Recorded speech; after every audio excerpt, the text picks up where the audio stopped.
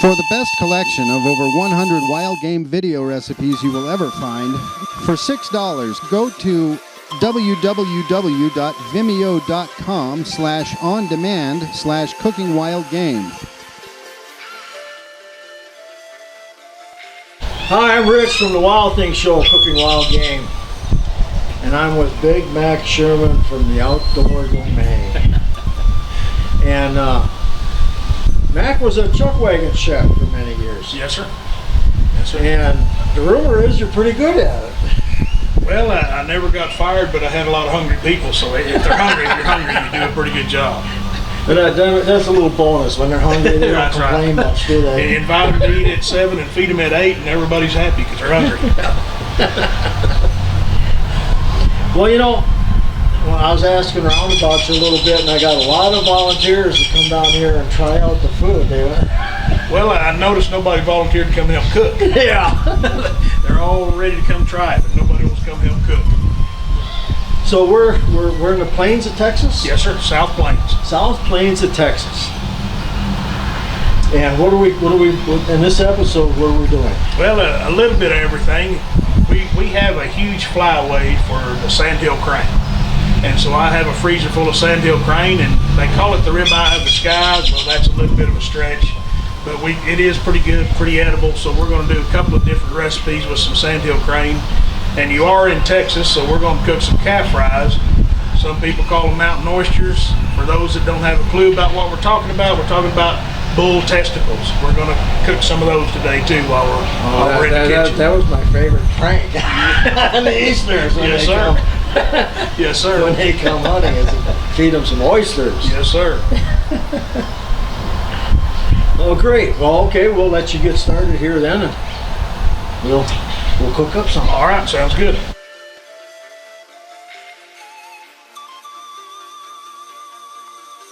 Well, I'm Mack Sherman in the South Plains of Texas, little town of Lockney is where I'm from, and we are covered up at times in a Sandhill crane flyway.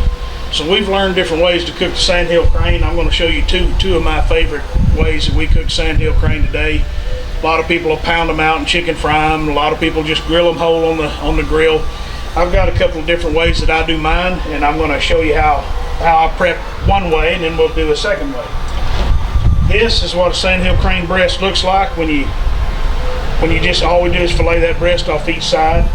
And for this particular meal, I'm going to use the bamboo skewers, and we're going to make a kind of a shish kebab out of these. But I marinate mine in a marinade, and mine marinade is 1 part Worcestershire sauce, 1 part soy sauce, and 2 parts beer.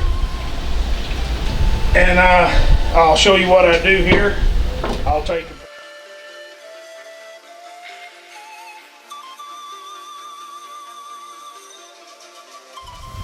When we're hunting Sandhill cranes, we're nearly always just waterfowl hunting, which means we may wind up with some ducks, some geese, and you can do the same process with ducks and geese as I've done with these Sandhill crane.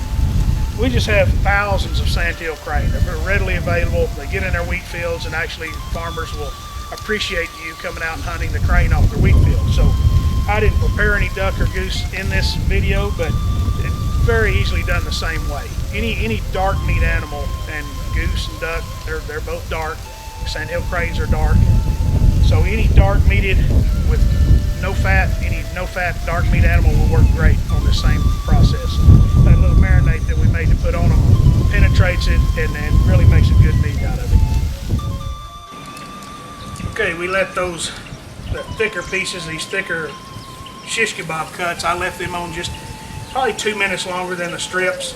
And we're going to pull those off and let everything rest about 5 minutes, and then we're going to go to the table and dig in.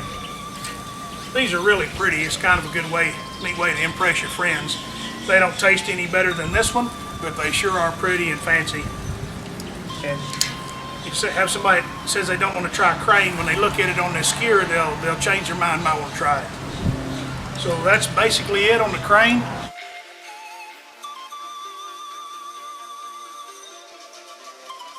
I'm Rich with the Wild Things Show, Cooking Wild Game, and I'm with Mack Sherman.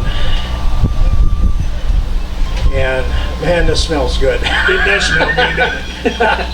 It does smell good. So we got bacon wrapped crane, and we got crane shish kebabs. Yes, sir. Yes, sir. And we did this on open fire. Yeah. On the charcoals.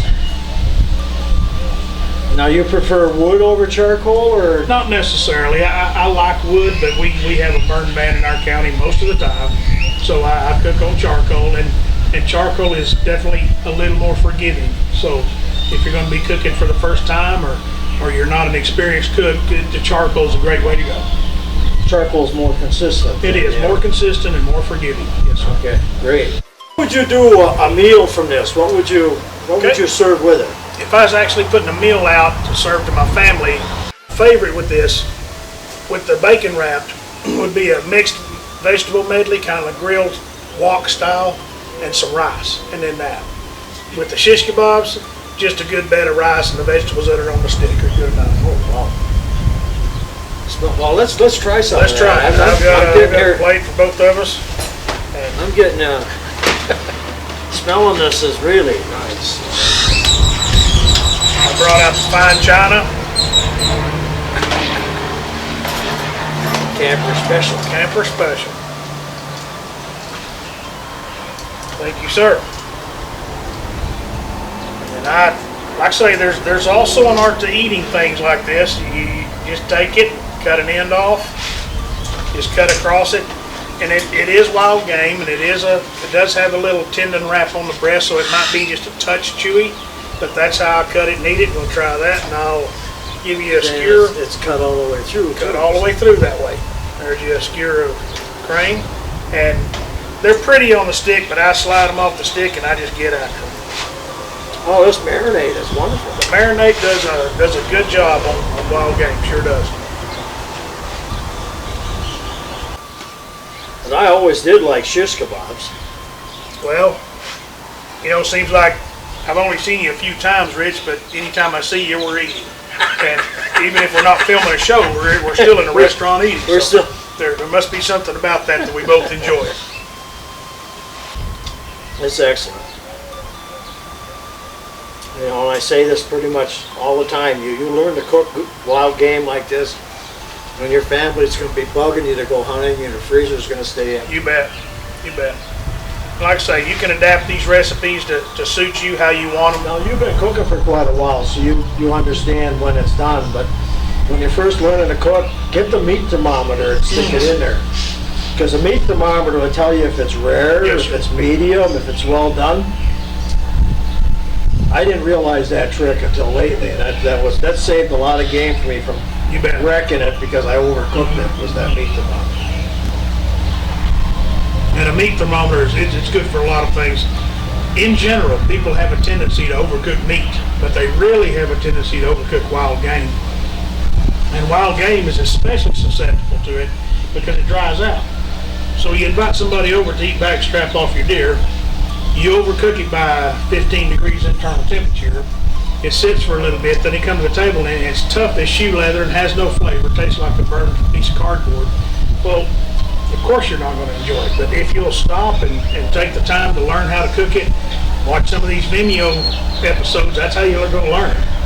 And I think that bacon wrap rivals just about any other wild game I've had. It's pretty good. They call these ribeye of the sky, like I said earlier, that's a stretch, but they are edible and they're not bad at all.